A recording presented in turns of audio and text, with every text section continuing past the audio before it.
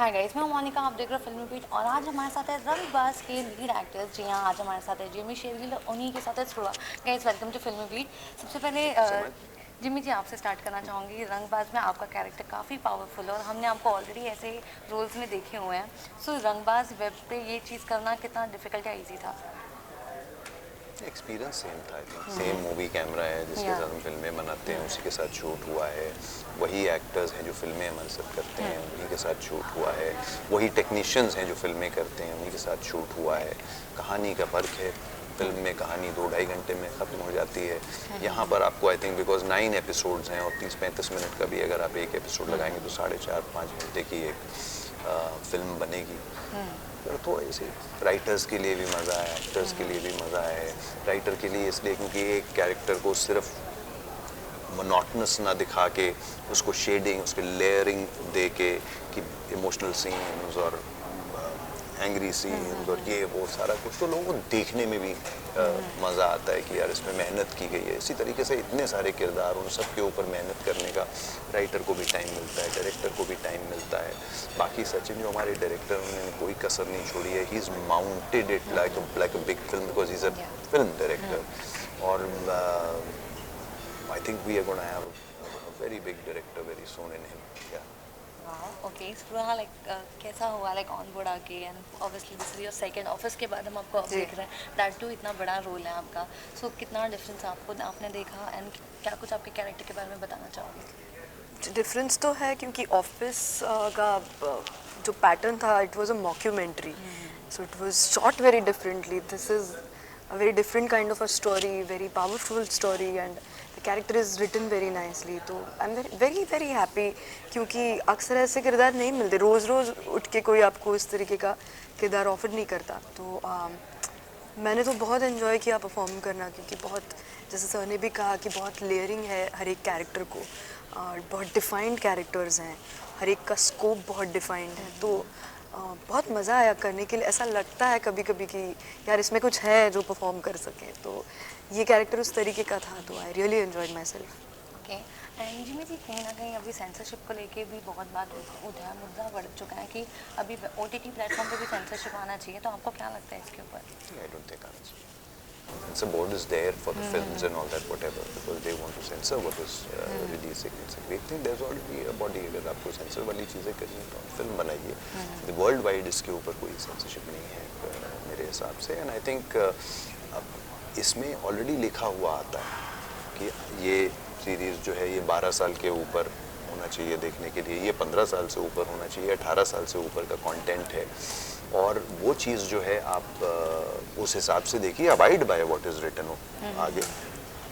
अब आप मतलब जो चीज़ नहीं देख रहे हैं, ट्रेलर देख के आप किसी चीज़ के बारे में बोल देते हैं इसमें तो गालियाँ बहुत है, ये वो है, आपको उससे इतराज़ है, आप मत देखिए प्लीज़. वो जिनके लिए बनी है उनको देखने दीजिए. क्योंकि समाज का आईना होता है जो आप देखते हैं. तो रियल लाइफ में जब आप देखते हैं किस तरीके से कोई सिचुएशन आती है, उसमें लोग गालियाँ निकालते हैं, वो करते हैं, अगर वैसा कोई सीन है और उसको रियलिस्टिक तरीके से दिखाया जा रहा है तो उसमें आपको दिक्कत हो रही है. जी, राजस्थानी एक्सेंट पकड़ना कितना इजी या डिफिकल्ट था आपके लिए? बिकॉज हम आपको एक ऑलरेडी नई स्पेस थी, एक नई स्पेस थी, एक ऐसी स्पेस जिसमें मैंने तो इससे पहले नहीं किया था उस डायलेक्ट वाला एक किरदार. तो मेरे लिए तो ये था कि यार मेहनत करनी पड़ेगी, मज़ा आएगा. और हमारे एक एक्टर हैं NSD से महादेव जी, उन्होंने हम लोग की बहुत हेल्प की because he was hired by the producers, by the team to be there for all the actors. तो सबको इंडिविजुअली उन्होंने एक डिफरेंट, बिकॉज वो राजस्थान के हैं, तो ये सारा जो डायलेक्ट और इसका जो क्रेडिट जाता है वो डेफिनेटली उनको जाता है. उसके ऊपर जो मेहनत हम लोगों ने की है वो उनको सारा क्रेडिट जाता है. और मज़ा आया आई थिंक, पूरी फील और सारा कुछ. पूरा कैरेक्टर से क्या कुछ सीखने को मिला एंड क्या ये पूरी रंगबाज से what is the takeaway अगर आप लेके जाते हो तो? Take away, तो I think it's only the hashtag that we are promoting, which is called not born a criminal. I think that's the biggest lesson what the series has to give us. कि कोई भी ऐसे ही उठ जाता है और criminal नहीं बन जाता है. उसको उसके पीछे कुछ ना कुछ रीजंस होते हैं, कुछ सिस्टम होती है जो उसको मजबूर कर देती है क्रिमिनल बन जाने में। तो आई थिंक बहुत सिंपथी भी महसूस होती है उन लोगों के बारे में, but at the same time you feel that if you choose a wrong path you are going to end in a very bad shape. तो वो सिंपथी इस तरीके की नहीं है कि यार ये क्रिमिनल है लेकिन आई मीन ऐसा नहीं होना चाहिए था इसके साथ, ऐसी वाली सिंपथी नहीं है। ऐसी वाली सिंपथी है कि यार काश अगर उस वक्त ये रास्ता ना अपनाया होता ये बंदे ने तो शायद कुछ अलग दिखने को मिलता आज, और इस तरीके से इतने बुरी तरीके से शायद इसका अंत नहीं होता। तो I think that's the lesson which I have learned from this series. Okay well, अगर यही बात है, अगर ऐसे ही क्रिमिनल पैदा नहीं होता तो देश में भी हालात ऐसे चल रहे हैं, तो उसके ऊपर आप क्या कहोगे? देखिए यही चीज़ है ना कि सिस्टम कई बार आपको एक क्रिमिनल बनाता है, और जब वो क्रिमिनल सिस्टम के थ्रू ही सक्ट इन हो जाता है और एक यंग एज के ऊपर वो अपनी ज़िंदगी गंवा देता है, तो ये नहीं है कि उस यंगस्टर ने अपनी ज़िंदगी गंवाई है, ये भी है कि सिस्टम ने एक बहुत होनहार इंसान, एक होनहार सिटीज़न लूज़ किया है, क्योंकि वो यूपीएससी क्लियर कर चुका था, गोल्ड मेडलिस्ट था, टॉपर था, हर तरफ ये था कि यह लड़का तो कुछ करेगा देश के लिए, और वो खुद भी देश के लिए इतना कुछ करना चाहता था। और सिस्टम की वजह से जब उसे क्राइम का रास्ता अपनाना पड़ा तो उसमें सबसे बड़ी हार सिस्टम की थी, क्योंकि system lost its most powerful citizen.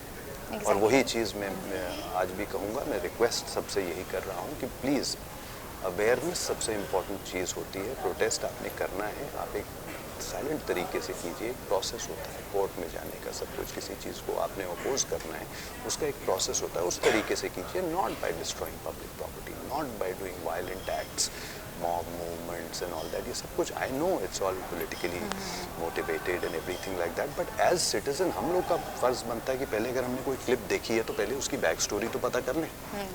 Just by seeing a clip and saying oh ये हो रहा है और हम अपने ट्विटर पे टाइप करने लग जाते हैं, आधे से ज़्यादा क्या मैं बोलूँ 90% लोगों को पता ही नहीं हो क्या रहा है। उन्होंने एक क्लिप देखी है और उसके ऊपर रिएक्शन कर दिया, तो उससे देश के अंदर जो है एक बड़ा माहौल बहुत ख़राब सा पैदा होता है और इंस्टिगेट करने वाली चीज़ें होती हैं। As media also I think फ़र्ज़ बनता है जब आया तो आप पूरी रिसर्च करके आइए और एक डिटेल में कोई हाँ आपकी क्या फीलिंग है आप बताइए।